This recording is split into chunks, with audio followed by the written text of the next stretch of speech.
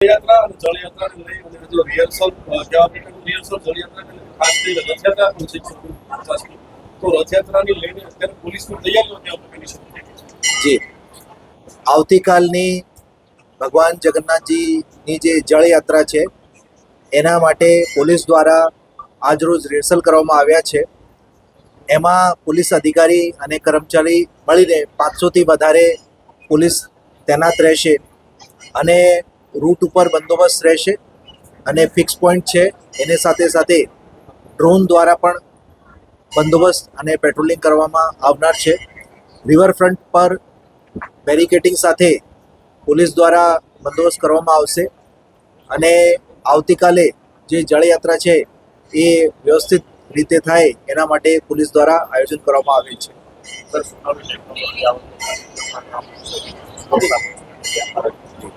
આ વખતે જે 149મી ભગવાન જગન્નાથજીની રથયાત્રા છે એની તૈયારી પોલીસ દ્વારા અત્યારથી ચાલુ કરી દેવામાં આવે છે અને પોલીસ દ્વારા આખા રૂટ ઉપર સદંતર ફૂટ પેટ્રોલિંગ કરવામાં આવી રહી છે.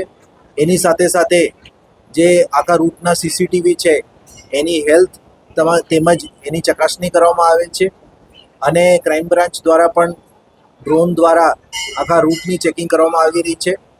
આપણે આ રસ્તા ઉપર જે કોમ્યુનલ એકતા થાય એના બાબતે બ્લડ ડોનેશન આયોજન કરવાના છે અને આગેવાનો સાથે શાંતિ સમિતિની મિટિંગ કરવાની છે.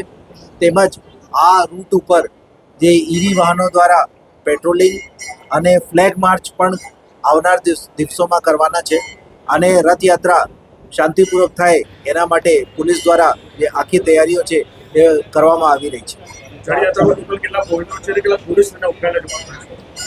આપણે આવતીકાલની જે જલયાત્રા છે એના પોલીસ બંદોબસ્તમાં 500થી વધારે પોલીસ અધિકારી કર્મચારી લગાડવામાં આવ્યા છે. 300 મીટરના જે રૂટ છે એ રિવરફ્રન્ટ સુધી જશે. પછી રિવરફ્રન્ટથી આગળ જે છે એ પોલીસ દ્વારા બંદોબસ્ત બેરિકેડિંગ સાથે કરવામાં આવશે.